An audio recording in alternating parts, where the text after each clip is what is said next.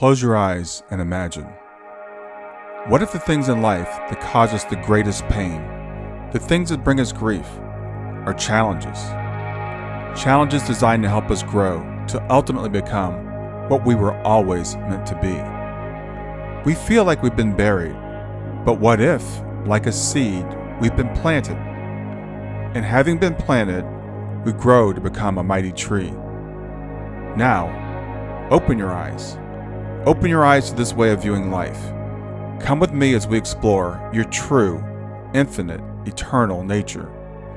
This is Grief to Growth, and I am your host, Brian Smith.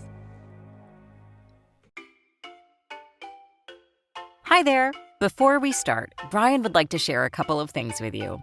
First, did you know that Brian is a life coach, a grief guide, and a mental fitness trainer? Brian would love to help you with whatever life issues are challenging you. Brian has years of experience as well as training. You can contact Brian at www.grieftogrowth.com to learn more. Brian is the author of the best-selling book, Grief to Growth, Planted, Not Buried, which you can get on Amazon or Brian's website. This is a great book if you're in grief or to give to someone you know who is dealing with grief. Lastly, Brian creates free and paid resources for your growth.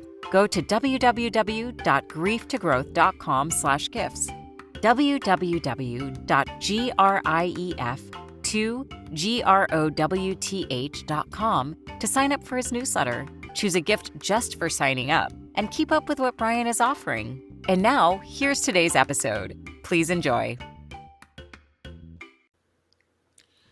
Hey everybody, thanks for joining us today. My name is Brian Smith. I am the host of the podcast Grief to Growth. Kelvin Chin and I have been friends for quite a while now, and I'm here to help Kelvin with this Q&A today. To Kelvin Chin, I'll introduce Kelvin first, and we'll talk about what we're doing, and then we'll go ahead and get started. Kelvin is an author. He's an afterlife expert. His first book is called Overcoming the Fear of Death Through Each of the Four Main Belief Systems, and it's a non-religious approach to overcoming the fear of death.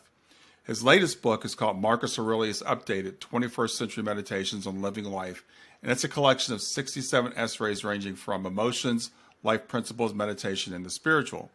Now, Kelvin is the executive director and founder of the Turning Within Meditation and Overcoming the Fear of Death Foundations, and he's an internationally recognized meditation teacher featured in Business Insider, Newsweek, Kaiser Health News, and he's taught meditation at West Point and the U.S. Army, including in the DMZ zone in Korea.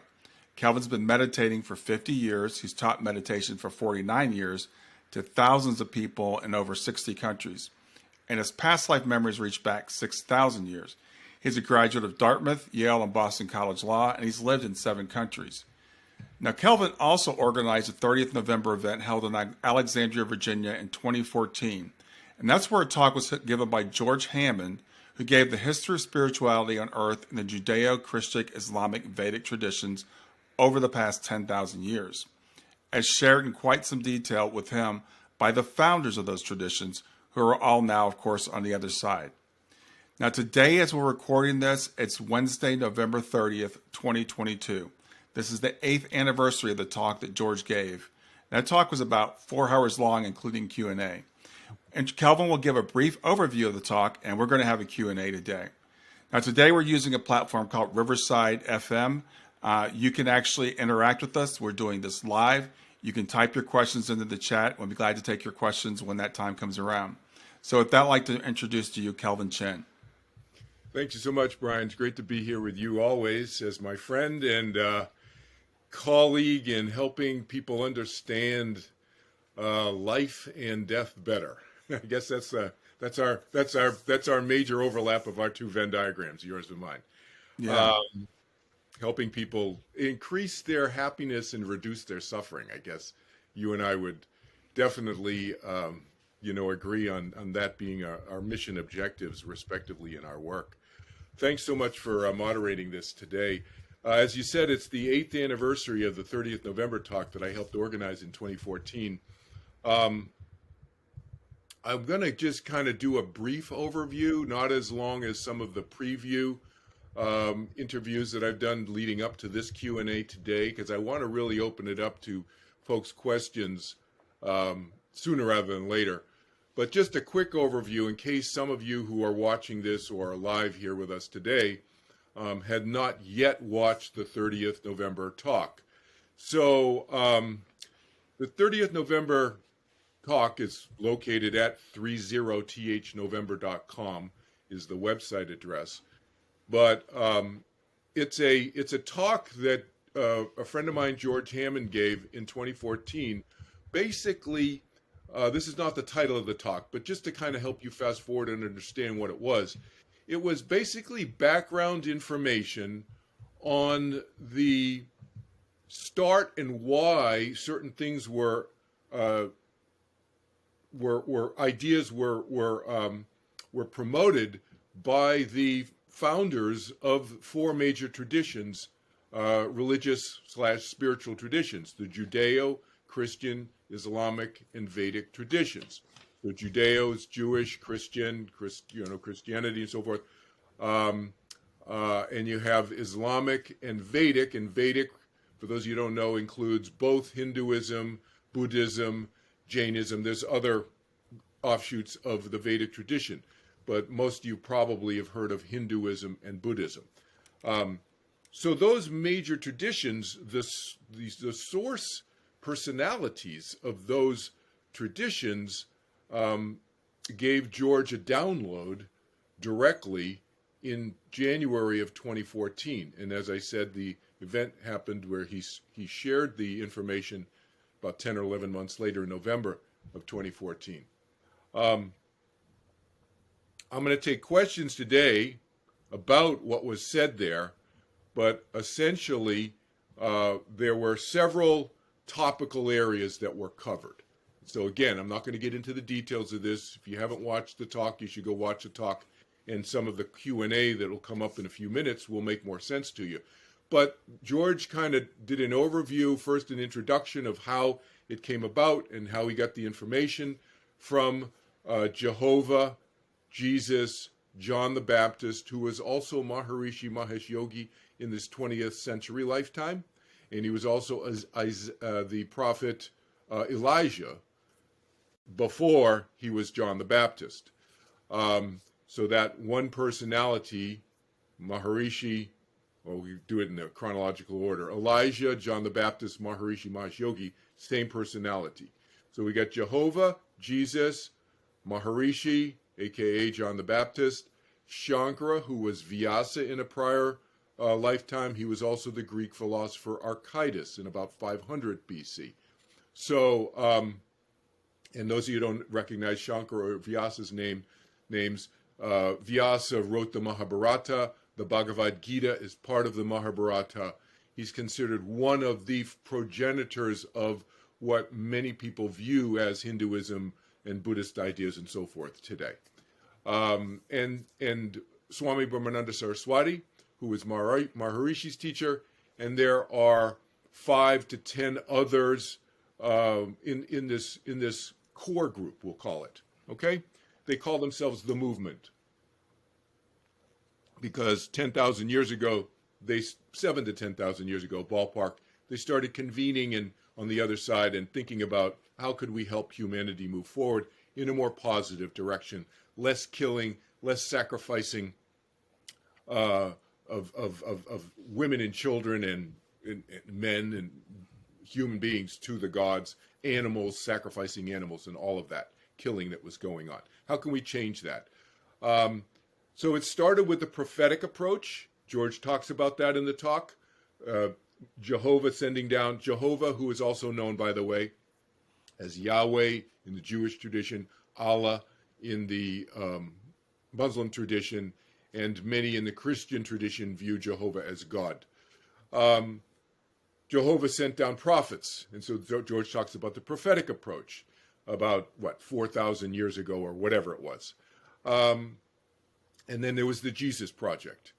And so George describes these different projects that was promoted, and he gives a little bit of a timeline, etc., in the 30th November talk. So he gives a little bit of explanation based on the information that was given to him by Jehovah, Jesus, and John the Baptist, and Shankara, and others, and so forth. in terms of their intention. What was their intentions? Why did they come up with this idea and that idea? Why were certain things done at certain times throughout human history here on planet Earth? So that's kind of an overview of the historical part, and then George gave ideas going forward in terms of the ideas that these members of what they call the movement on the other side, the spiritual movement, we'll call them on the other side, the ideas that they want to promote going forward to help us think a little bit differently in terms of our spirituality and how that might help us as humanity on planet Earth move forward in a more positive direction. So that was the idea behind the 30th November talk. So that's just kind of a quick overview. Again, I don't want to repeat the talk and so forth, but we'll get into ideas in the Q&A now. I want to open it up because I know that a number of you already have questions that you brought here, because many of you have communicated with me offline already. So let's just open it up to questions. And I guess, Brian, people what will they do? They'll type it in. Yeah. You can type your question into the chat. So find your way to the chat box. I see that several of you have already. You can type your questions in. If you have any issues, let me know. AJ's already sent some questions to us, and I see. Yes. So AJ, I got AJ. I got your email. So why don't we go ahead and we'll start with AJ while everybody else is thinking of their questions. And if they want to go on camera, they have an option. How's that work, Brian? With this platform? Yeah, you can request to join the studio. You should have a button on your phone or your computer to request to join the studio. You will need to enter your question in there before it will allow you to put that through. I'll take a look at it. Kelvin and I were talking about this earlier. We don't make sure we don't get bombed by anybody. So make sure you put a question in that makes reasonable sense if you want to come on camera. But let's start with AJ's questions. So AJ says, as a spiritual reporter, I have 3 questions I'd like to ask you regarding free will and the world's spiritual evolution. In the 30th talk, George Hammond defined life as a free will action, explained that free will is the most important thing here that people have. Also, in a recent IANS talk, you mentioned that according to the movement, planet Earth is a place where everyone has free will and that some people incarnate here seeking progress while others only seek mundane pleasures and do whatever they like, even if it means committing crimes, hurting or killing others. So the first question is, are all humans, both incarnated and disincarnated, here on Earth and also in the afterlife, divided into these 2 groups? So I would say, first of all, AJ, there are no groups. We are humanity, and not just humanity, but every mind, whether it's on this side or the other side, whether it's on planet Earth or another planet, hypothetically, where there's other beings with conscious minds existing, we all have free will to make different choices. But there's no groups of people who are good people and bad people. I mean, I'll just self-disclose to you, AJ, I've not been a perfect person my entire life. I've done some bad things, in my life that I feel badly about, how I broke up with a girl. I mean, I can still remember, breaking up with her on the phone. And when I was 19 years old, 20 years old, when I was in college, it wasn't a very sensitive way to do that. Okay.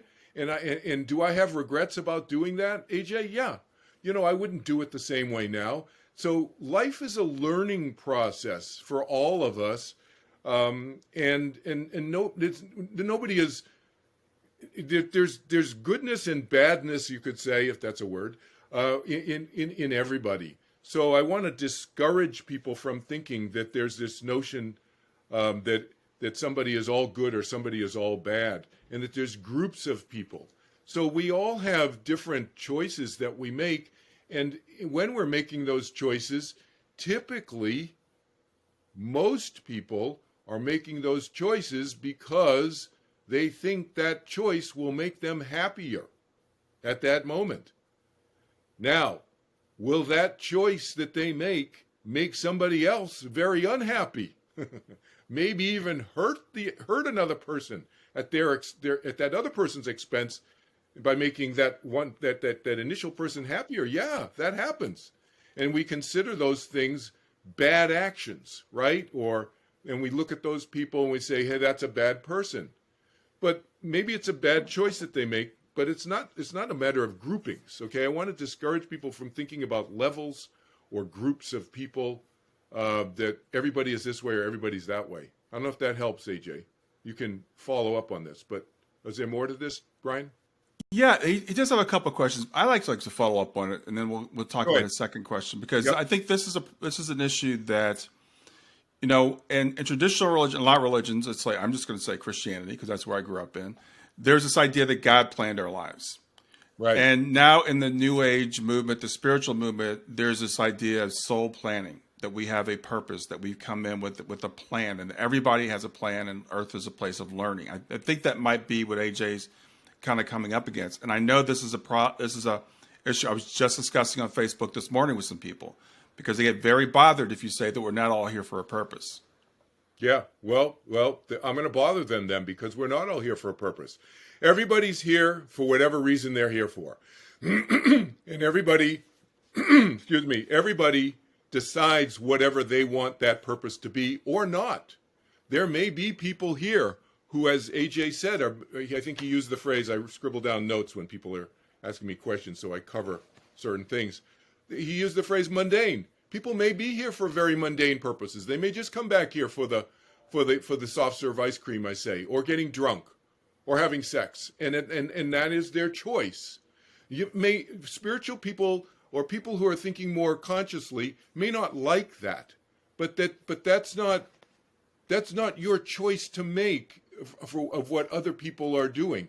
And judging other people, I discourage people from that. And this is one of the 30th November messages, is to not judge people. I mean, can you live your own spiritual life more spiritually regardless of what somebody else is doing? To me, that's where the rubber meets the road, okay? Now, if you're walking around in life thinking, oh, I cannot have a happy life because look at those neighbors down the road and what they're doing, well, then you're going to be miserable your whole life forever and eternity, because there's always going to be somebody who's doing something that you don't like. Maybe it's even something minor. It's not that they just leave their trash out all over their front lawn. Maybe it's they park their cars crooked, and that bugs you. And now you're all over them because they park their cars crooked, or they're 2 feet away from the curb instead of, what is it? I don't know what the law is. 16 inches, 18 inches, or whatever it is. And that pisses you off.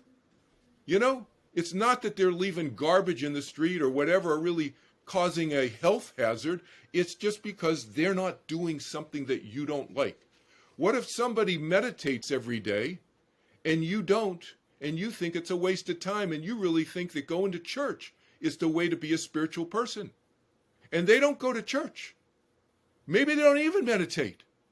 But maybe they treat people in a loving way, with the way they live their lives. And maybe they haven't been to church since they were 5 years old. Or maybe they've never been to church or temple or synagogue or whatever, pick, a religious path.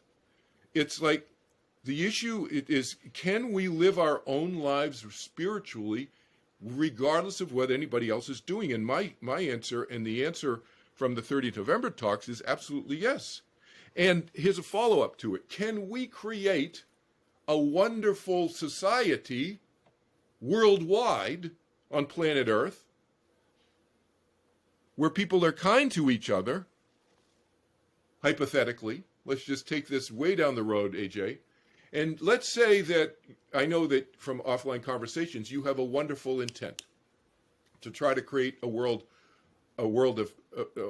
peaceful world. I have the same intent as well, objective.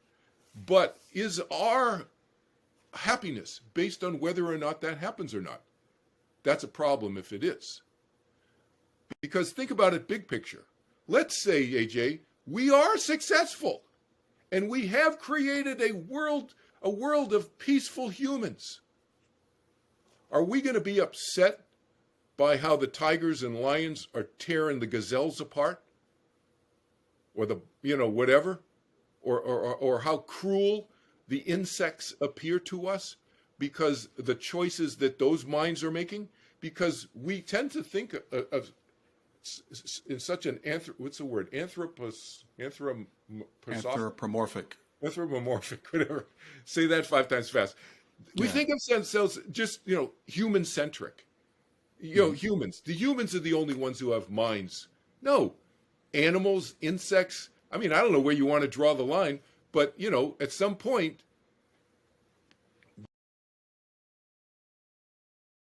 there's a lot more than just human minds on planet Earth. There's 8 billion of us. So imagine trying to get control over 8 billion minds who all have free will choices. I think it's not the path to happiness to try to control other people's minds, because they will always have that free will, as we say, right?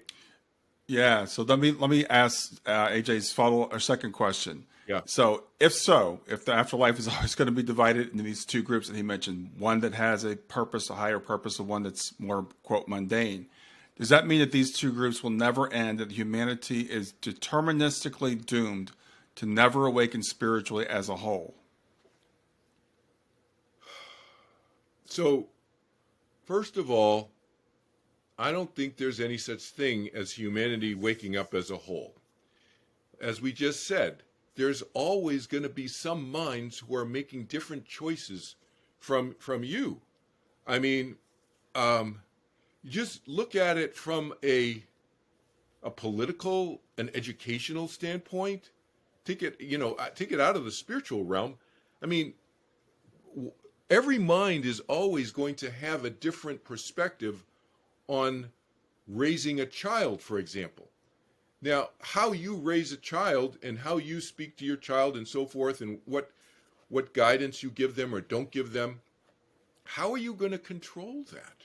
I mean, it's impossible to control, and I would argue that it's not healthy to control other people, because what you're doing is, and this, fast forward to the end of the 30th November talk when George was running out of time, and for those of you who heard the end of the talk, he thought he was going to go 2 hours and he went 3 hours, and that was before the Q&A.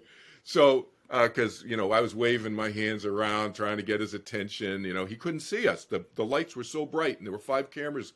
The brights he couldn't see anything, couldn't see any of us in the audience. So he just touched lightly on this cruelty idea. So the more you control other minds to do something that's against their free will choice, the more you make them miserable. And the more miserable you make somebody, the more likely you increase the chances of them being a cruel person. Because cruelty is based on what? Cruelty is based on, first of all, what's cruel?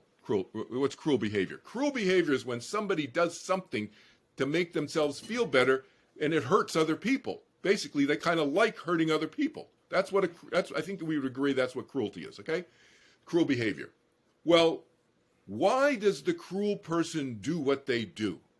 They do what they do because they want to be happy, just like you and I and everybody. We all want to be happier. Well, if the cruel person is feeling real miserable, what's the fastest, best way in their minds? Not the best way, but what's the fastest way for them to feel better? Bully people around them, depress people around them, make other people feel like you know what around them, and they feel better. That's the quick fix for the cruel person. They bully other people, they feel better, okay? They depress other people around them, they do cruel things to them, they make them feel bad, they call them names, they hurt them physically or emotionally, and they feel better. So, you see, if we go down this road of control, which is what you're talking about, Brian and AJ, this idea of, if people want to start going down this idea of control, it has a really, really bad side effect. And Jehovah has seen this, and he's pointing this out now as part of the 30th November talk. And the word he's using, he didn't use this in the 30th November talk when George was talking, but Jehovah has come to me And he wants us to use the word dangerous. That controlling others to do stuff that they don't want to do, especially from a spiritual standpoint, is dangerous because he now sees that it creates several things. It creates this cruelty notion that we just talked about, but it also creates, if you're controlling people by saying you have to believe in me, I am your God, your guru, your master, and you follow blindly whatever I do, that kind of devotional mentality creates that blind devotion will create a blind devotional pathway in the neurosynaptics of that human mind, and that human mind will then be taught to go blindly follow other people who may be cruel, and it will cause that blind follower to be abused, and eventually, if it's so deeply ingrained in that person to be they call it bhakti, is a bhakti yoga, devotional yoga in the Vedic tradition. You even have a word for it. And it's so devotional, and it's not just Vedic, but this is worldwide, whatever tradition or whatever spiritual teaching you want to go to, doesn't matter if even it's a tradition. It could just be Joe Schmo or Josephine so-and-so spiritual teacher saying this. You follow them blindly, that creates a devotional blind following pathway in your neurosynaptics, and you'll follow somebody who will beat you and be cruel to you emotionally, and Jehovah sees this now as being a dangerous thing, not blind following, and then the cruelty element, arises because of the manipulation and the controlling. Yeah, yeah, and we've seen that in cults. Yeah. So AJ's third question is, if so, what is the point of promoting the world's spiritual progress and evolution, like Jesus and Maharishi did, among many others, if the outcome has already been predetermined and will not change no matter what we or the movement do? So I don't understand where AJ gets this idea that the outcome's predetermined. Where's he getting the predetermination here? I don't know if AJ wants to follow up with this. Brian, you can explain to me. The way I would interpret this is like, and I think this comes back to like humanity being enlightened as a whole. So I think what AJ is saying is there's always going to be some people doing their own thing, being mundane, whatever. Therefore, we'll never all be enlightened as a whole. So then what is the point of the movement?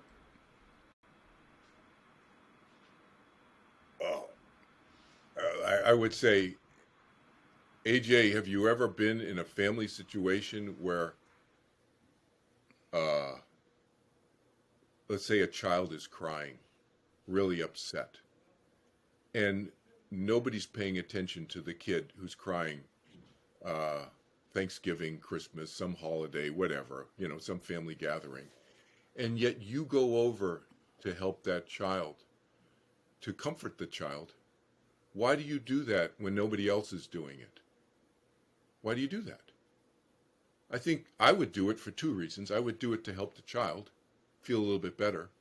And I do it because it makes me feel good to help another being. The fact that everybody else, the other 25 people in the room or 30 people in the room in the family gathering, are not paying attention at all to this 2 or 3-year-old kid who's crying in the corner is immaterial to me. I don't do things in life because of some outcome that's socially going to be applauded by a large number of people, or that's even going to be experienced by a large number of people, quite frankly. I help people who want to be helped. So wouldn't that be a reason enough alone for the movement, who have such loving and giving hearts and minds to help humanity? Why would they think, AJ, oh, we're not going to bother with humanity if we can't, if everybody's not going to, move forward in a positive direction? We'll just move on to another planet, where we can get everybody to move on in a positive direction. No, what kind of kind of being is that? What kind of person would I be in that family to just see that 3-year-old child crying hysterically in the corner and just letting them be because nobody else is helping them, so I won't help them either. I don't understand that. I mean, you can help me understand more that there's no predetermination here. I mean, the fact that predetermined means everything is planned out and nobody has any free will. So maybe we need to define what predetermination means, because people maybe don't understand that. I mean, destiny and predetermination means that everything is absolutely planned out. You have no free will choices. Nothing is changeable. Nothing can be improved. Everything is it's already set in motion, and you're just a puppet in a play, in a theater, and there's no choice. That's what free will, that's what determinism means. That's what destiny means. Now, if people want to use destiny in a very loose way, like, oh, Brian, you and I were destined to meet because, look, we're doing this similar work and we're helping each other and so forth in our respective work. That's loosely, you can use destiny in that way. Okay, fine. That's like, oh, there's a connection, and this is, who knows, was somebody whispering on the other side into our ears, and hey, you should meet this guy Kelvin, you meet this guy Brian. Maybe. Okay, fine. But that's not destiny in the sense of it was absolutely meant to be and nobody can change that. That's what destiny means, and that's what predetermination means. So movement sees planet Earth and says, hey, we can help humanity. Let's do what we can to help humanity. It's a social science experiment, essentially. If they looked at it from your perspective, AJ, then they would have said, forget about it. Why bother? No, they said, no, let's do what we can, and let's see what we can do, and let's adjust it. And that's the 30th November talk that George gets into, of how Jehovah and Jesus and others adjusted things. Jehovah moving from what we now know, India, and he did the Jehovah experiment and the Jesus project and so forth, in what we now know as the Mesopotamia, Middle East region. Okay? Mm-hmm. Yeah? Does that help? I'd like to interject something here, because someone asked in the chat a little bit later on, is AJ confused? And I don't think AJ is confused. These are some pretty big concepts that are contrary to a lot of things that we've been taught in the past. And sometimes it's taken me, I listened to the 30th November talk a couple of years ago. I listened to it again this week. And these are some mind-blowing concepts, because there are people that think that we are all going to one day be enlightened, that when we all cross over into heaven, for example, that we're all going to be of one mind and there will be no more conflict and there will be no more disagreements. And that's a hard thing for some of us to wrap our heads around. The fact that we're not all here to learn, that we're all not here with some big plan. So let's give people like AJ a little bit of a break, because I think these questions are questions that we all have. Yeah, no, AJ is a very thoughtful person. So, I mean, I'll stick up for AJ because he and I have had some offline conversations separately. But yeah, so, AJ is a very thoughtful person. And these, as Brian said, these are very deeply rooted beliefs that's why the 30th November talk is such a big deal, quite frankly, people, because it is, you'll say, sticking a little bit of, explosives in there to kind of loosen some of those rocks that have been so deeply embedded in people's belief systems. I'm mixing metaphors here, but you know what I mean. Mm-hmm. It's just so deep that it's difficult for people to get their minds around. And I respect that. I get that. And so you'll hear me, Kelvin Chin has been asked this question a number of times, and I try to answer it from different approaches, different angles, to see maybe that different approach might sink in. And I really appreciate your helping translate some of these, Brian, because I've been working on this for thousands of years, and so, it can take a while. We need to be patient with ourselves.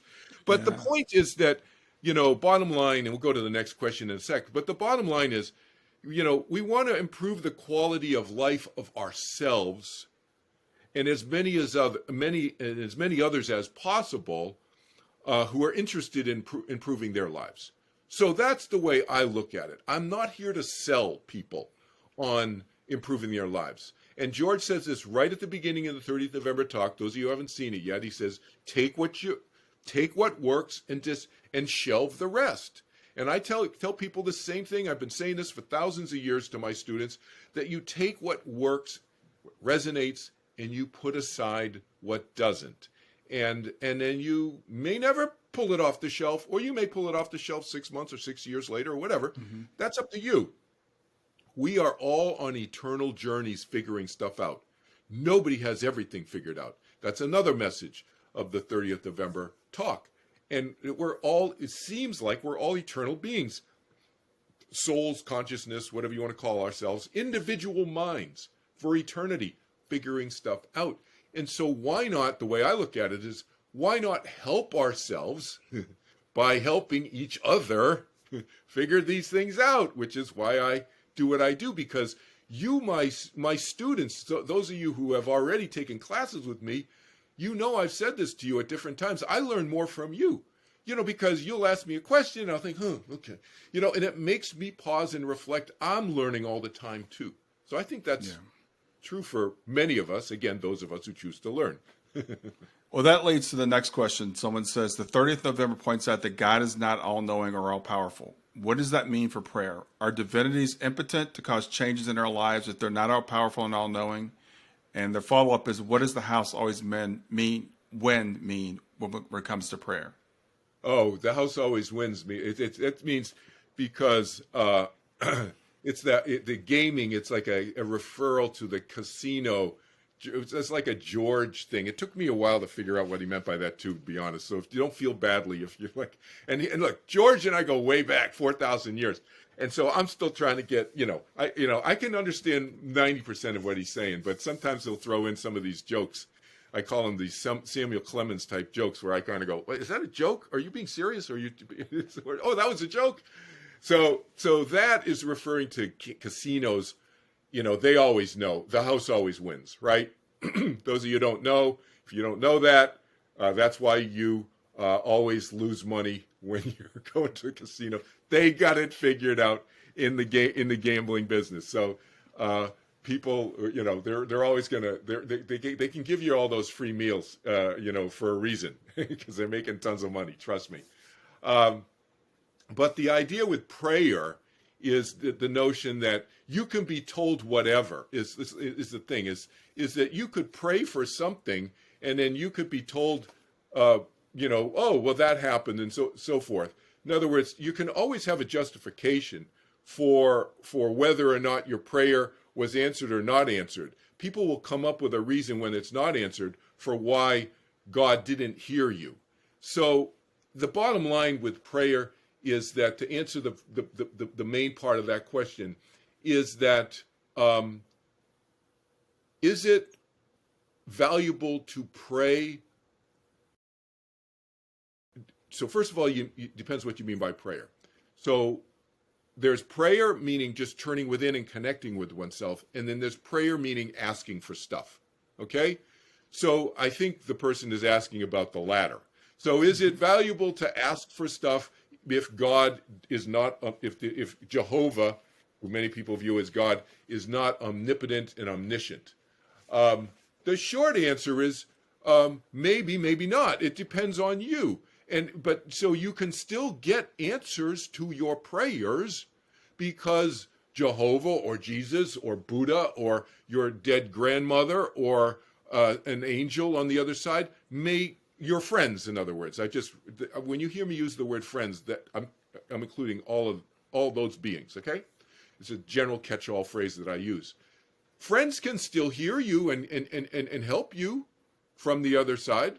They may not be able to control everybody on this side or the other side, but can they influence? Yes.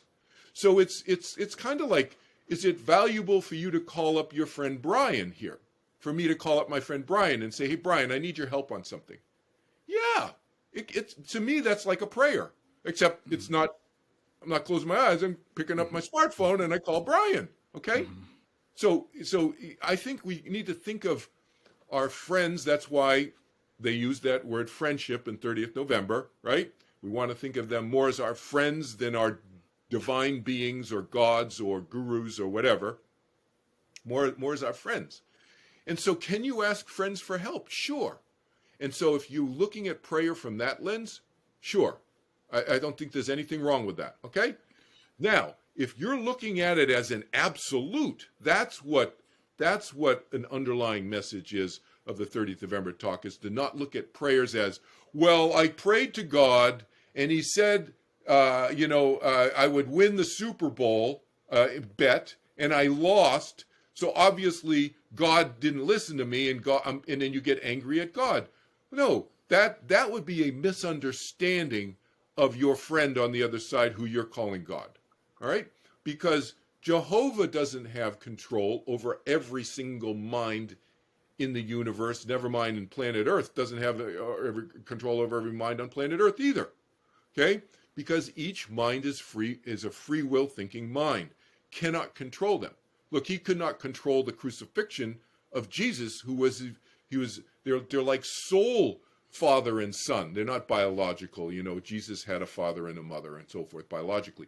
But they're like soul connected, as if a father and son, Jehovah and Jesus. He couldn't control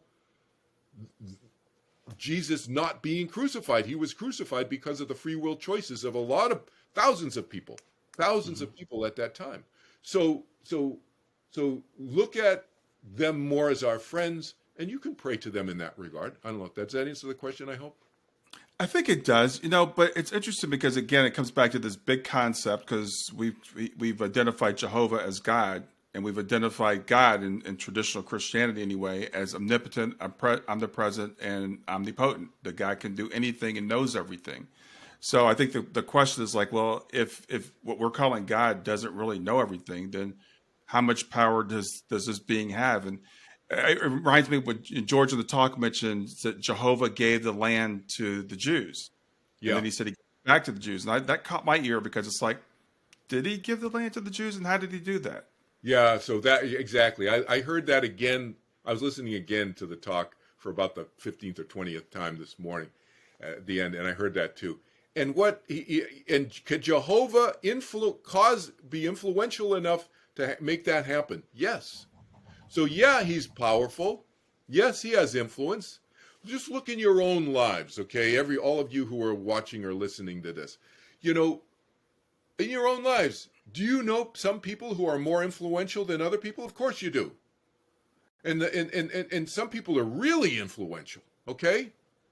And so Jehovah is one of those people. He's very influential.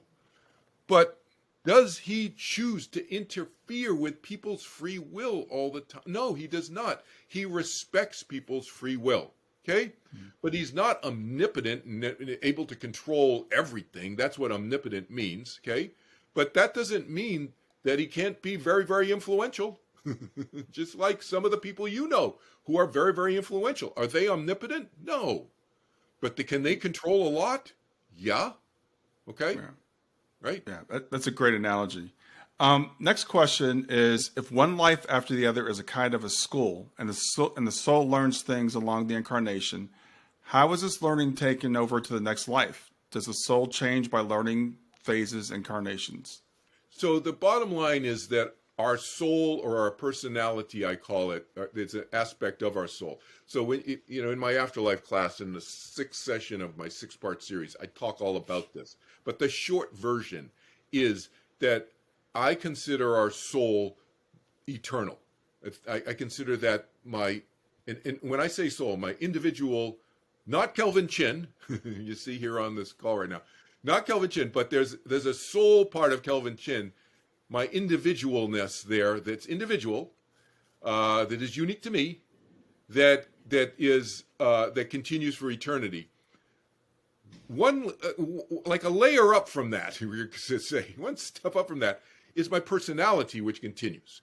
Now, I'm going to talk about this in my 3rd book. I'm still trying to work through and finish this 3rd book, which I talk about my personalities continuing over the last 6,000 years, and I give examples. All right? So that's what continues from lifetime to lifetime, to answer this person's question. Mm-hmm. Can we learn from lifetime to lifetime? Yes. So it is possible, and I choose to. Now, you can make that choice. So that's my teaching point to in my classes and to all of you right now, is to make that choice, to learn. Not everybody chooses to. Some people, like we said, they're, like AJ referenced in this first question, are just very mundane about coming back, and it's okay. Some people just want to come back and goof around. Yeah, and they come back. Look, you got thousands and thousands, arguably hundreds of thousands, maybe millions of chances, And the other thing about this coming back thing and reincarnation idea concept is that you don't have to come back. You can hang out on the other side and just vacation for a long, long time. I've hung out there for hundreds and hundreds of Earth years, sometimes thousands of years. So just hanging out. You don't have to come back, but you can choose to come back, and people choose to come back. They're not forced to come back. There's no cosmic system that makes you come back and learn lessons or figure out correct some bad deed you did, unless you want to come back and correct that. Okay. Well, I think this is a common question when people are introduced to the idea of reincarnation. It's like, well, if I've forgotten everything I knew before, am I not starting from a blank slate? What's the point? Yeah, it's a good point. And I think that there's a couple of things there. One is that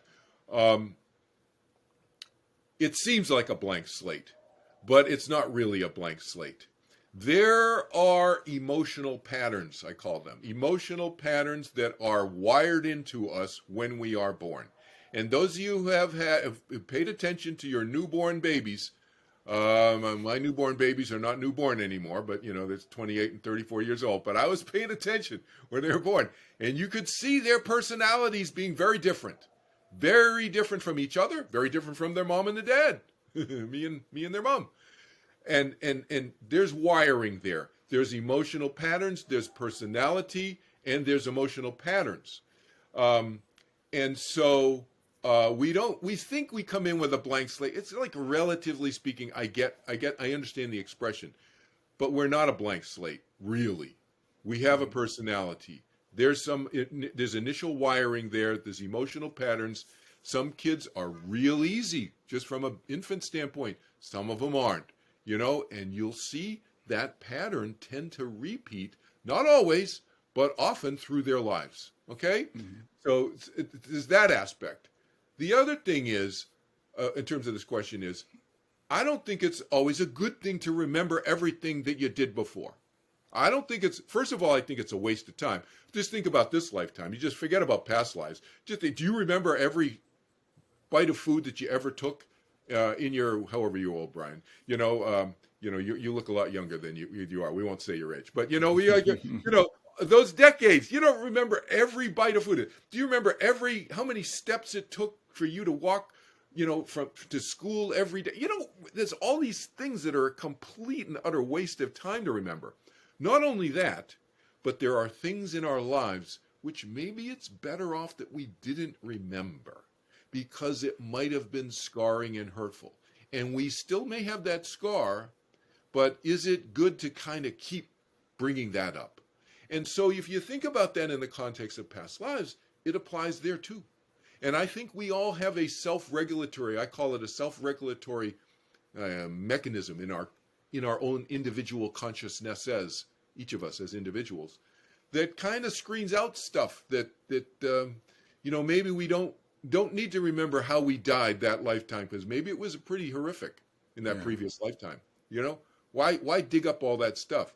But again, I'm a going forward perspective, pragmatic looking guy. So looking forward, how can we improve our self-development and know more about who we are, which is what I think our eternal lives are all about, unfolding more of who we are. We can look at our emotional patterns.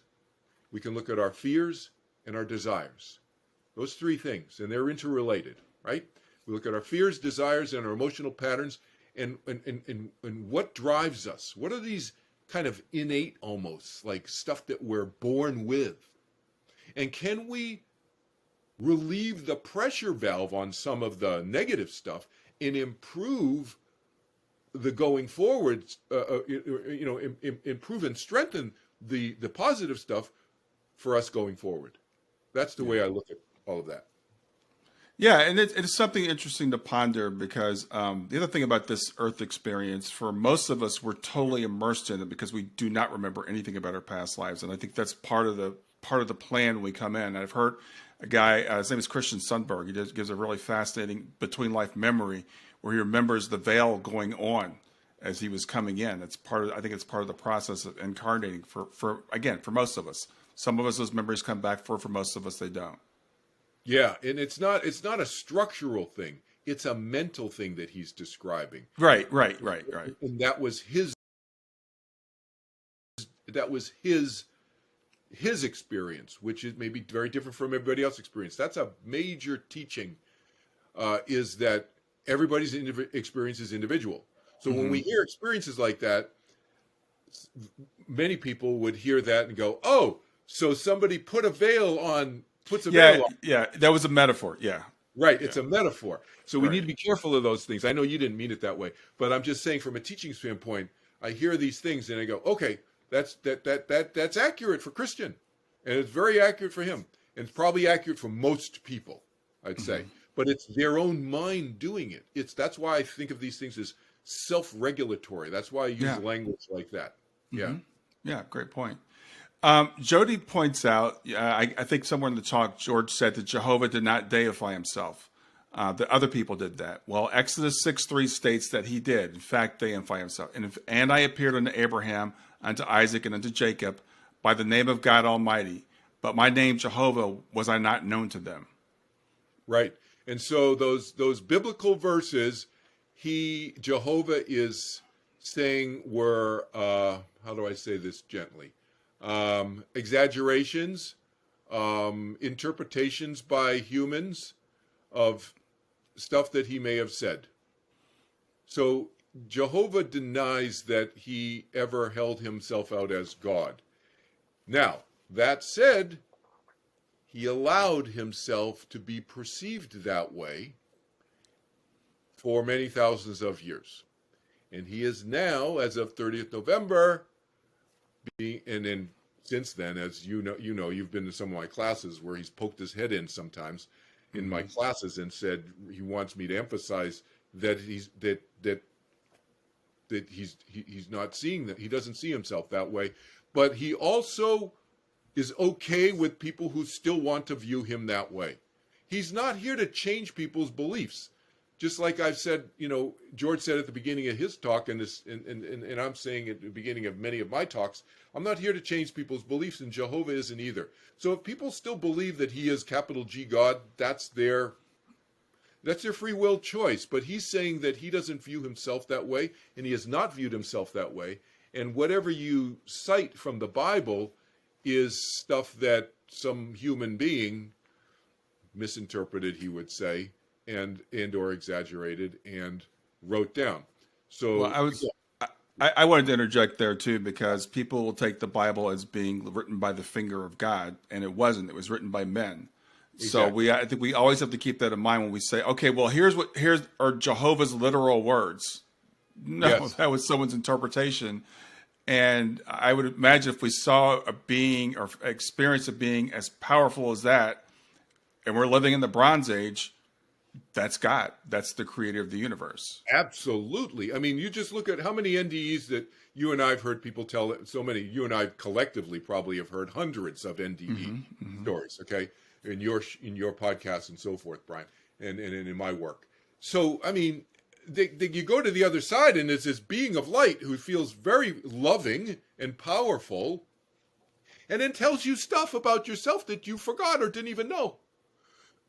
Doesn't that sound like God to you? That's why so many people who have NDEs say they spoke to God. Maybe they spoke to Jehovah, maybe they didn't. Because Jehovah isn't the only powerful being on the other side. It's not like there's one. There's many. Okay? And Jehovah happens to be the one who's been paying a lot of attention to planet Earth. Right? Yeah. But there are many, and you could run into any of them on the other side. You're not just going to run into Jehovah or Jesus or Maharishi, a.k.a. John the Baptist, or whoever, Shankar, etc. There's millions of beings on the other side, and there's probably hundreds of thousands of them are very, very powerful. So we need to, this goes to another teaching point that, again, this comes out of 30th November, that wasn't explicitly said, but it's very, very strongly implied, is that we do not just follow power. We look at what's wisdom, not just follow power. All right? So a powerful being does not necessarily have your best interests at heart. Right? So is it useful? So I'm a pragmatist. I like to use pragmatist words. Like, is it practical and useful information for me going forward, and does it make sense? That's Kelvin Chin language, okay? That's how I distill all this stuff down from a less philosophical to a more daily pragmatic, language. Useful, practical, does it make sense? Okay, I'll listen. And then maybe I'll follow it, maybe I won't, but I'll listen. I still got to make a decision myself. That's the way I look at these things. But power, so many people are blown over by power, whether it's money or light being, money on this side, or or status on this side, on this side of the veil, or on the other side of the veil, light, a light being that felt so powerful and so loving. That's great. I'm not discounting that. I'm just saying, still make up your own mind, right? I have to bring this up. I was just discussing with someone yesterday about God and the Bible and eternal damnation. And I was debating with this guy that this makes absolutely no sense to me. And he basically came back with, well, if God says it, then who am I to question it? And that goes back to that blind devotion that you talked about at the very beginning, that Jehovah is now saying is so dangerous. Yes. Because we do have that mindset that if a being this powerful said something, then it must be right because that being is so powerful. Right. Yeah, he's really underscoring that, and he actually wanted me to put that word on one of my PowerPoint slides, and I'm like, really? He said, yeah, really. So dangerous, because it makes people susceptible to being hoodwinked by somebody who is not as loving and kind as Jehovah, right? So it may have worked for you with Jehovah, but what if it's somebody else? And it creates this neurosynaptic pathway that he realizes now in the person, in the human mind. Creates a neurosynaptic pathway of devotion, devotion, devotion. Next thing you know, they're devoted to somebody who's abusing them, and they can't figure out how to get out of it because they're so wired to be devoted. And then all of these machinations come out in their mind, and it's just like you mentioned the word cult, Brian, and it's just it's there's all this, what do they call that? The Sweden, the Copenhagen Stockholm syndrome. Stockholm syndrome. Yeah, exactly. Yeah. And it's just like they're protecting the bank robbers who were abusing them and held them at gunpoint because they just, the mind gets all mishmashed. And Jehovah has seen that this is happening over the last 10,000 years. And he's now come out 30th November 2014 saying, don't do that. Don't do that. Free will thinking mind, question everything, including everything that look, when George called me on January, whenever it was, let's say it was January 3rd or 4th. I think his sister died, January 3rd, 2014. And he called me right away that night, right after he got this 90-minute download, which then turned into an 11-month download that he got, and I got more information, and several of us got more information that was added to the 30th November talk. But he called me right away. The next day, he told me what happened. The next day, we talked to each other and said, okay, well, what are we doing about this? Are we going to do this or not do this? We decided. We didn't just follow what this person, Jehovah, whatever, and Jesus and everybody. And George really felt that this was a real experience, okay? If you haven't seen the 30th November talk, you should watch it because he talks about what it felt like biologically, physically, in his body to hold Jesus in Maharis, John the Baptist's hands, okay? Anyway, so I said, okay, so this seems real to you, George? And he goes, yeah. See, because I'm a questioner. I'm a skeptic. I'm questioning. I don't just blindly follow. So I said to George, okay, let's assume that these beings are who they say they are. That's what I said. This is the day after he called me, okay? This is January 4th, let's say, 2014 or something like that. And I said, let's just assume that. Do we want to do what they want us to do? So let's think about that. And so, he and I talked about that, and whether we wanted to do it. So we didn't just do it because we were asked to do it. So not only that, but over the next 10 months, I would get information, and we would add stuff in, and I say, George, there's no way. We're not saying that. No, we're not saying that. No, no, no, no, no. And I'll tell you something, this group right now, this little group here, I'll tell you one of the things that we decided not to say.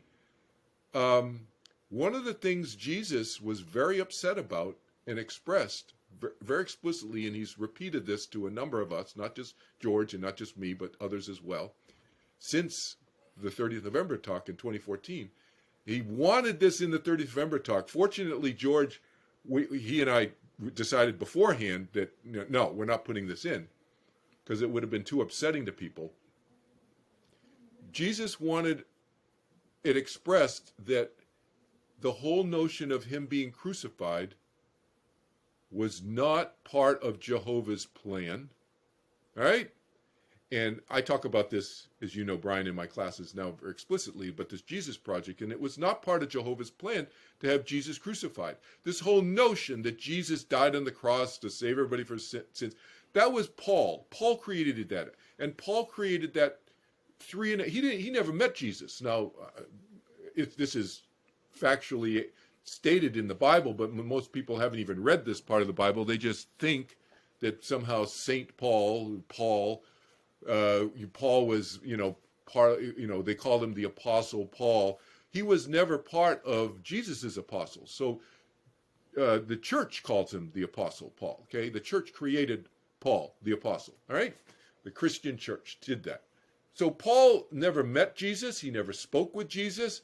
He was never in Jesus' physical presence. He was never at a lecture that Jesus gave. He came on the scene 3.5 years after Jesus was murdered on the cross.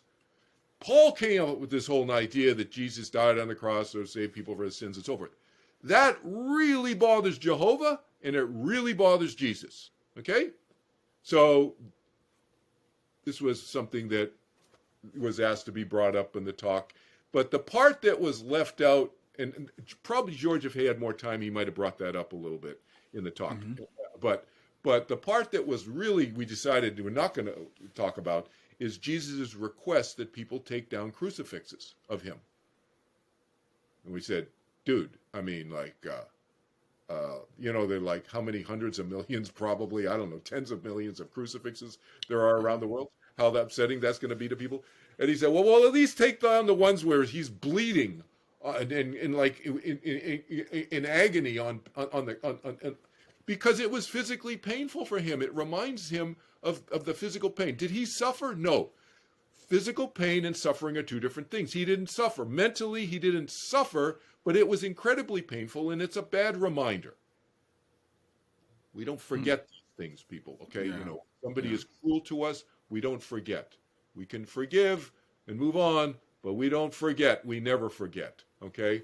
So he remembers that, and he said, he gave George the analogy. He said, you can say this in the talk, which we decided not to, but he said, you can tell people, all the women out there who have had babies, natural childbirth, would you put pictures of yourself and the baby as the baby's head is crowning all over your mantle and all over your walls at your house? No, you have baby pictures of your babies once they're born and they're newborn and they're all cleaned up and they're smiling and they're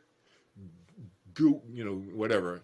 I'm paraphrasing what he said, but basically that was the message that he said, that no, you wouldn't do that because it's an incredibly painful experience. You don't want to capture that and send pictures of that around to all of your relatives and everything.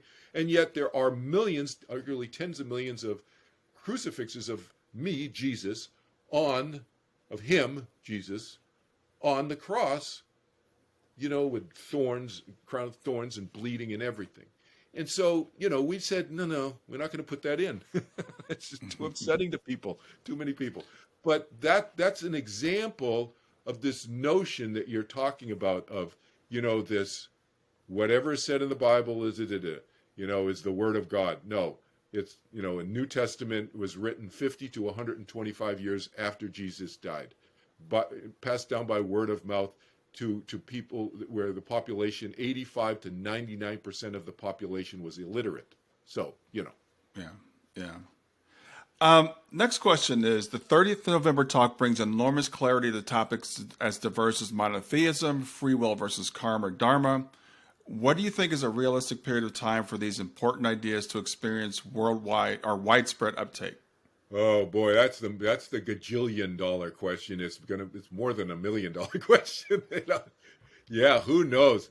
I have a very personally, if you're asking me, this is my personal, this is Kelvin Chin talking. This is completely, you know, on the record, off the record, or whatever you want to call it. I'm saying this to you on the record, but it's just my opinion, is what I'm saying. I have a long view of humanity. All right, my memories go back 6,000 years. George's. I'm just gonna a little preview, a little sneak preview. I'm not going to say what, but George has a book coming out, and it's going to be coming out soon, in the next, I don't know, within the next 4 to 6 months or something like that. Let's just say his memories go back 50 to 150,000 years. He's not exactly sure. Okay? Mm-hmm. Yeah, mine go back 6,000 years so far. All right? So we have a long view on humanity. We're talking about planet Earth now, okay? I also have a experience on another planet that I'll talk about in my book. A brief experience, brief memory, long experience probably, but brief memory. The point is, have we seen improvement in humanity over those, in my case, 6,000 years? Absolutely yes. Absolutely yes. Do I see a turnaround in humanity in my lifetime that some people are probably wishing and hoping for, to the degree that this person is asking the question about? No. But am I discouraged by that? Absolutely not. That's the thing. You got to understand, you guys don't know me, most of you don't know me, since my 20s. In my 20s, I became a very, I don't know what the word is, but I'm losing, the adjectives are escaping me, but maybe you can come up with it, Brian. But I was very forward thinking in terms of how I could help humanity. I was very, very, very, very positive and very optimistic. Yeah. Okay. Thank you. I was very optimistic about how quickly, that's what it was, how optimistic and quickly, those two ideas, how optimistic and quickly I was about turning around humanity. And I really thought that I could change people. When I'm not exactly sure when the shift happened in me, like 30s, 40s or something like that. Probably 40s. When a shift happened to me, when I realized that I cannot change people, because it took me about 15 to 20 years of banging my head against the wall trying to change people, realizing that I couldn't. That when I realized that I could not change people, but I could influence people. I can influence and change people who want my help in changing themselves. That I couldn't change them, but they have to change themselves, and that I could be instrumental in helping them change themselves. The freedom, I cannot tell you the freedom within myself that happened. The freedom the burden, in other words, to say it opposite way, the burden on me that was relieved and released by having, in a sense, I guess somewhat consciously, but very much unconsciously, burdened myself with for thousands of years, including this lifetime in my 20s, that I was somehow responsible for helping humanity and changing them to move in a positive direction. When that changed, boy, freedom. Yeah, I want to interject this because I don't want to make this about me, but when you said that, it brought up this memory of me being raised as a Christian and being raised to believe that everybody that wasn't a Christian was going to hell, put me on a mission. It's like my job to save everyone. And anyone that's been raised with that is, if you take that seriously, That's a heavy burden to carry. It And is. same thing with me. When I realized that everyone is saved, I don't have to worry about it anymore. Yeah, yeah, yeah. And it's like everybody, when I started really getting my mind around, and I'd say probably, I've been doing this for 50 years, so I'm trying to help people fast forward, learn from my mistakes, as they say. Right. I can't, I can't guarantee that that's going to happen, but that's my intent. Is to share myself. I self-disclose a lot about my weaknesses and my thinking and how it's changed and so forth. I'm guessing somewhere in the last 20 years, fairly recently, 20 years, a major shift has occurred for me in the last 20, 25 years to this really embracing or getting my mind around, and just not just mentally, but viscerally, understanding, but not intellectually, just intellectually understanding, but viscerally, emotionally accepting this whole notion of free will, that everybody has free will, and it has freed me up. I cannot tell you. It's just, I didn't realize the burden that I was carrying that you just described. Yeah. Yeah. Yeah. Next question is from Marlene. She says, "What is the new role of Jehovah?" Jehovah's role is the same, except that he's still influencing, and he's still helping, and so forth and so on. Jehovah and our friends are more focused, however, on the other side right now, is what we're hearing, is that because the other side is in so much need of the notion of free will, understanding the notion of free will, and non-divinity worship, that they feel like they've planted enough seeds on this side so that we can go out. I'm a seed planter, so I'm planting seeds with all of you, and my hope is that some of you, it depends on what your choice is, but some of you will take some of the seeds that we are planting, and in your minds, and that you will share it with others, and so forth and so on. So they feel pretty much, Jehovah and others feel pretty much, that they've planted enough seeds on this side. It's not just me and George and you guys, there's lots of others. Now they're spending a lot of their time on the other side. So what does that tell you about going to a medium, or even having a direct communication yourself with the other side?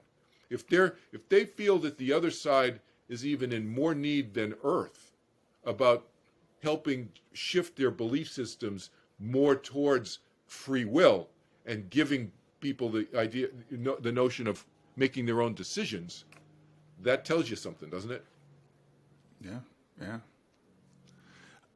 Ted asks, "What is being enlightened, and what does enlightenment have to do with the 30th talk?" So the notion of enlightenment most people think of enlightenment as the state of perfection. Cannot make mistakes, only do right action, don't need to grow anymore. You've reached a state of perfection. That's the simple definition of enlightenment, whether you're talking about Buddhism or in Hinduism, the Vedic tradition, et cetera, whatever tradition you want to talk about. Okay, so that idea was an idea that was born about 10,000 years ago by this group, the movement that we've talked about. But they now view that as a misunderstanding and a mistake, you could call it. So now they explain the experience of connection not as a merging of oneself with some cosmic soup, or they call it the absolute. Kelvin Chin calls it the cosmic soup, but the absolute, or oneness, or God, or love, or fill in the blank. People will use different phrases of merging once they reach perfection. And so the notion now is that we are continually growing, because the idea of perfection means you don't grow anymore. That's what perfection means. And then you're static, that there's no more growth, and that's why they had to come up with this idea of merging, that you merge into some some oneness thing. Well, the reality is, the experience is that nobody, Jesus, Paramahansa, Yogananda, Maharishi, Babaji, name all the gurus that you can think of, and Swami Brahmananda Saraswati, who is the Shankaracharya of the northern seed of the, if you know how honorific that's a huge thing in India and the Indian Vedic tradition. He was the northern seat chair, they're all retain their individuality. Nobody merges and loses their individuality. Merging is not connection. So in my classes, I make a huge distinction, and this is, again, George didn't have time to get into this so much because he ran out of time on the 30th of November. So I've been extrapolating and explaining this much more detail. But connection is not merging. The feeling of connection is connection. It doesn't mean you lose your individuality. The feeling of merging with another being or beings or people or communities or whatever you want to say. The feeling is a feeling. It is not actual merging. Merging means you lose your individuality. You don't know who you are. You have no experience anymore. That's what merging means, okay? So they're saying that there is no more merging, and so this idea of enlightenment is incorrect. It was a misinterpretation, okay, of an experience, a genuine experience of incredible connection. Right? Yeah, I think it's a great answer. A little humor here from Jody. She said, Jehovah violated the prime directive by interfering with the natural evolution of humanity. A little Star Trek humor, but it's true. He pretended he was God. Yeah, and you know what, Jody? If you take my Afterlife series, he asked me to put a slide in my Afterlife series, which I cannot quote now. I don't have it up right now with me. But anyway, he has a quote, basically, that says kind of what you just said. He said... I can't remember. It's something like I'm gonna butcher it now, but the idea is something like, don't fall in. He didn't say fall in love again. This is Kelvin Chin linguistics. I can't use Jehovah linguistics. But anyway, it's something like don't fall in love with yourself too much. With your blind following of somebody because I learned the lesson the hard way. Basically, he didn't. This is not what he said, but the quote is in the PowerPoint slide in my Afterlife series, and that's where he puts the dangerous word in. Yeah. Well, I think this comes back to the idea that we think of these beings, these personalities, as inerrant and infallible and capable of committing a mistake. And and I know that you've talked about this before, and George talked about it. Jehovah used the word lied. It's like it was with good intention, but he misrepresented himself. He misrepresented. And I think the word lie is a little strong, but I understood it. And it took me a while. I called George we talked about it afterwards face to face, and then I called him like a month. I'd say, can you explain that to me again, the lie thing? So it took me a while to get my mind around what he meant by that. But it was just that Jehovah didn't tell the other members of this small core group of the movement, that he was going to, the real reason he was going off to Mesopotamia region to start this prophetic approach with the Abrahamic, whole thing and so forth in the Old Testament. The reason he started that because he started seeing the karma and dharma idea going south and creating lots of suffering. He started seeing it. He started seeing the beginnings of it, and now it's like a mess. Karma and dharma, it works. That's a classic example of people use karma. Oh, Kelvin, you're people will say this to me. Some of my friends who still believe in this karma idea say, Kelvin, you're getting all this, good karma. Yeah, but the implication is that, if you don't do this, then you're getting bad karma, or you're doing bad stuff, you get bad karma, and this is an accounting system. And there is no accounting system. But now people have gotten so far down the road, they feel like, I've done so many bad things. There's no way I can. So why even bother to try to be a good person anymore? They'll suffer, or it'll encourage them to continue going down the bad road because they feel helpless. No, you can always change your path. That's the bottom line. Karma dharma. So that's why Jehovah went, and so he didn't tell them that he saw it going south. That's what he calls that his lie. And it's interesting as I listen to the talk because it explains some of these things like karma, dharma. Once you've gotten into, again, the Christian faith where it's like one strike and you're out. You have one life and you're eternally damned. Karma, dharma looks pretty good. So we went too far to the other extreme and said it's all about what you do in this one lifetime. And then Paul said it's all about what you believe about Jesus. Right. Which is Right. arguably worse than even the karma dharma thing. Right. Yes. That's why Jehovah came up with the one life thing. And he did mention the word sin. And so it was trying to get people on board. Okay, just focus on one life. Even though he knew all about all this reincarnation and past life stuff, because all these people are coming back to recycling. He's recycling prophets, basically. In the Old Testament, he's recycling. The same group is coming back as Joe Schmo, and now it's coming back as whatever. Prophet so-and-so and prophet so-and-so. It's the same souls recycling. But he said, no, I'm just going to focus the humans on one life. So they can focus, because humans just all over the map at the time, just unfocused. Yeah. I think this question's already been answered. We're way behind because the questions came in a while ago. But Marlene asks, is prayer only useful to turn within and to comfort ourselves? And I think you've kind of talked about the purpose of prayer, but you might want to reiterate that just in case. Well, the summary point is that I think prayer, I see prayer as two different things. Prayer of turning within. So in a sense, you could say I teach people to pray, but I don't want to make what I do sound religious, because connecting with oneself to me is prayer. And Jesus talked about seek the kingdom of heaven within. So that's what he meant when he was with us, and we would close our eyes with him and we would pray. But seek the kingdom of heaven. The kingdom of heaven within is our own mind. That's what he was saying. Okay? So it's been taken out of context and so forth in the Bible, et cetera, et cetera. But that's what he meant. So he was teaching us to pray. Keep in mind, Jesus didn't need to learn how to meditate. He didn't need to go to India. He's with all the people who are teaching meditation for thousands of years before he was Jesus. All right? So it's like this whole notion, people wonder, where was he? Where was he? Was he? And by the way, there are some people I know, people who unnamed, they'll be more public when they're ready to be public, who remember being with Jesus when Jesus was a teenager and in his 20s, okay? So people think the lost years. It's the lost years because it's not in the Bible. Doesn't mean that he wasn't around and people weren't seeing him every day and experiencing him, okay? So anyway, but the other avenue of prayer is asking for stuff. And so we've already talked about that, right? So I view prayer in those two ways, and people can do whatever, I choose to view prayer in the initial way, turning within, connecting with myself in the universe, et cetera, in that way.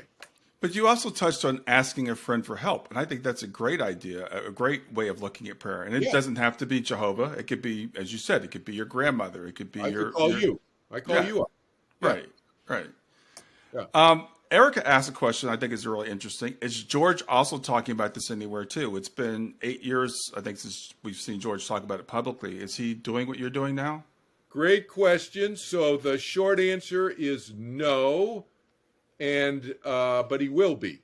And so, yeah, for personal reasons, George has waited until next year, in a few months. He'll be more public. You'll see and hear him being more public about all of this 30th November talk. If you go on the Commonwealth Club, he's chair of the humanities section of the Commonwealth Club. That's why I've spoken at the Commonwealth Club. He got me in I got a Monday noon spot, which nobody wanted, because Monday noon, who's going to come to a Monday noon lecture? But I had a full house there.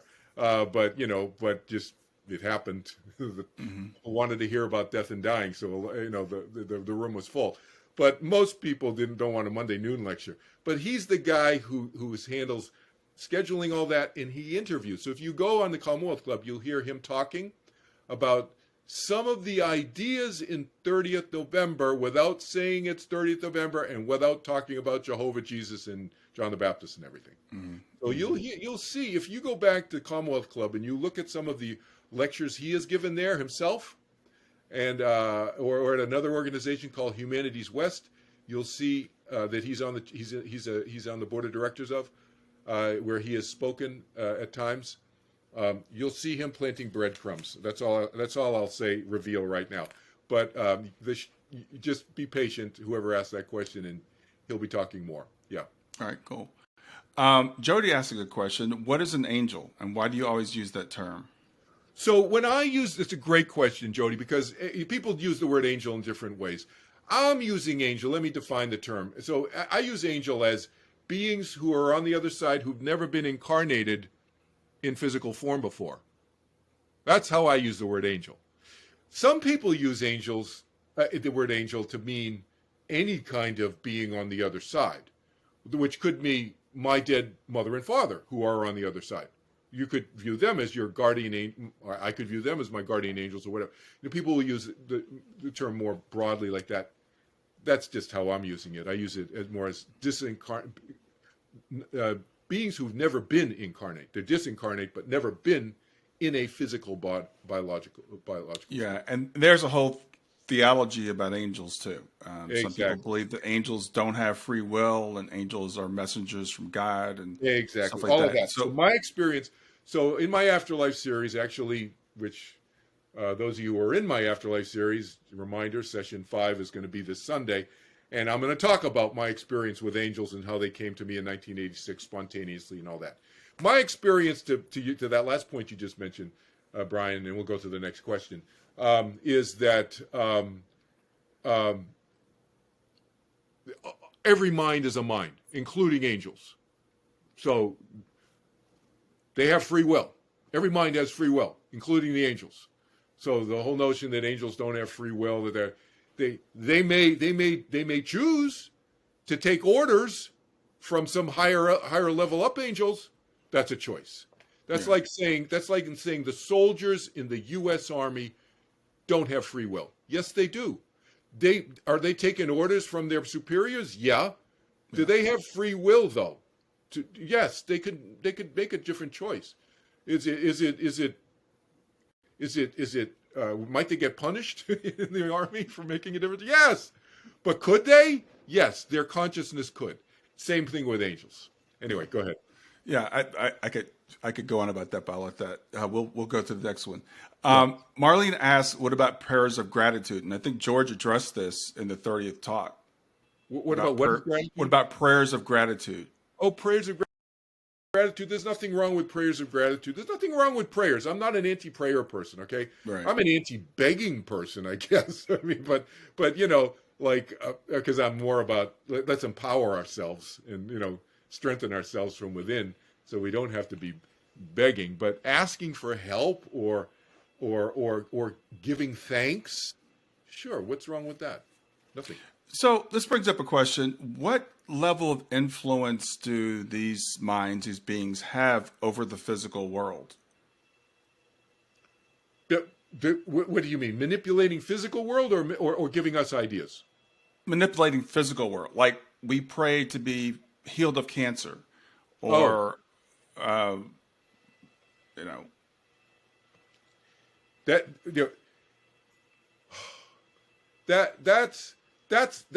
no answer to the question other than can they influence that?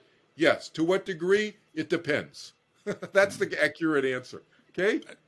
That's a good answer. Yeah, because I think again, people, as you talked about earlier, it's like we think we're asking omnipotent being for something, and if we don't get it, that means that being said no. That being doesn't care about us. Right. So that's the conclusion that people draw if this being is omnipotent. So I think that's an important distinction to understand. Yeah, I mean, just think of it like, I want a new arm. My arm got amputated. I want a new arm. I'm praying to God so that I can get a new arm. I want to grow a new arm. And then does a new arm grow? I don't think that's going to happen again, Yeah, and it's interesting because we don't pray for that. We don't pray for a new arm because we know that's not going to happen. So anyway, yeah. And another question for you: how did you meet George Hammond in this lifetime, and when did you realize he was Andrew, your brother? And then I'll ask the next question after that. Yeah. So I met George in 1970. Was it 71? Yeah, 71, fall 71. And I'll tell you guys a funny story. So we were both at Dartmouth College. I was a junior. He was a freshman. And I went to a couple of football games my freshman year, but now I'm a junior. I'm not going to football. I'm not really in. But, there's a big deal. Okay, Dartmouth, the football game going on, and you can hear the screaming, the yelling. It was a Saturday. I think they played them on Saturdays, I think, whatever it was. Saturday, let's say, afternoon, 2 o'clock. And I'm looking out my dorm room at 212 Wheeler Hall, second floor. I'm looking out, and I see this Frisbee going up and down and going up and down. And by the trajectory of the Frisbee, I could tell just by looking at the Frisbee. I couldn't see the person. I could tell the person was playing Frisbee with himself. So I looked out the window. Sure enough, it's this guy playing Frisbee. So I just yelled down to him. I didn't know him. And I said, hey, you want somebody to play Frisbee with? And he said, yeah, come on down. So I went down. That's how I met George. Okay. And we played Frisbee together. And we went and played tennis, I think he said. He reminded me we played tennis down right after that, later that afternoon. I introduced him to meditation at Dartmouth, to TM, Transcendental Meditation. I introduced him to his TM teacher, who I'd already been working with. I was not a meditation teacher at the time. I was just organizing and giving lectures, introductory lectures and so forth to students and faculty and members of the New Hampshire community there. But and then we taught meditation together and so forth over in Asia together, and etc. And he knew Maharishi Mahesh Yogi very well, as did I, this lifetime. So we spent a lot of time together on TM meditation courses, those 10 years that, as you guys know, I was involved with the TM organization back in the 1970s, and they went off in a different direction, and I went in a different direction from them. But George and I have been friends ever since. When I found out that he was my brother Andrew, when I flipped over on my back on a TM course during a group meditation, and I was being crucified upside down, and I didn't know who I was. And previously, I had this dream about 6 or 8 months earlier that I hadn't told him about yet, where I was lying in a ditch, and I was really upset, and I was crying and so forth. And so, during a walk after lunch, after I'd been lying on my back, just flipping over energetically, spontaneously, without any, I wasn't even thinking. My body just flipped over by itself, like I get this energy rush. And I was lying on my back on the foam mattress while we were doing these group meditations over in Switzerland. I went on for a couple of weeks at that point, feeling like I was being crucified upside down. George and I went for a walk after lunch, and I started to tell him my dream I said, George, I had this really upsetting dream 6 to 8 months ago. I haven't told you about this. He said, oh yeah, and you were lying and he told me my dream. He said, you were lying in the ditch, and this is what you were wearing, and you were crying all. I said, what? How did you know this? And so he said, that's because I found you. I was your brother Andrew. So that's how that happened. Yeah. Yeah. And the next question, and I'm going to have to wrap up in probably 15 minutes or so. Yeah. So I know this is fascinating stuff, and we could probably do this for 3 or 4 hours. If people want to do it again, they can send me an email, and they say if we got enough people who want to ask more questions that haven't been asked, then we can do another session. That sounds awesome. But I think this is a great question too. Could you tell us a bit about the Jesus Project and why it was considered a failure? They said it showed us the value of friendship, loving without judgment, etc., which are valuable examples. Absolutely. So it was considered a failure, not in the way that person asked that question. It was a beautiful way that they captured that, because it was successful in that way. All right, it was very successful in that way. Yeah, but I see the chat box. People can say if they want to do this again, just send Brian a chat message or something. We can continue this Q&A another time.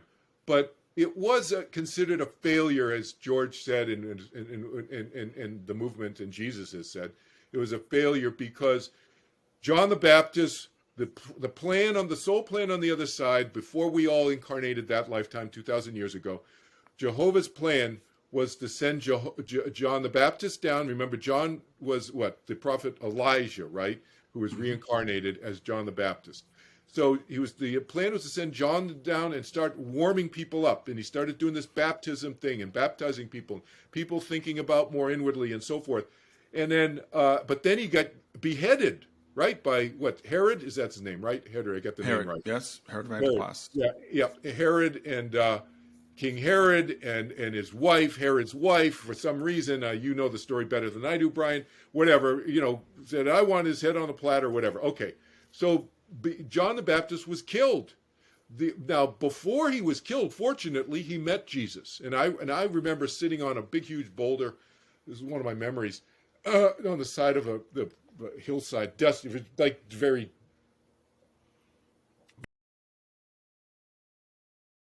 very desert-like, very arid. But there was a river coming through, and there was a kind of a canyon. It was a long road, I don't know, 100, 200, 300 people lined up. And John, Andrew and I were students of John at the time, John the Baptist, and John was baptizing. And then afterwards, John told us we didn't see the moment when, I didn't see the moment when this happened. I was just sitting on a rock watching this, from a couple 100 feet away. But evidently, Jesus was one of the people in line, and he came down and he got baptized by John. And I'm getting a little emotional telling you this. And John said he saw Jesus' eyes and he saw who he was. He saw his soul. They sold a soul. They saw it.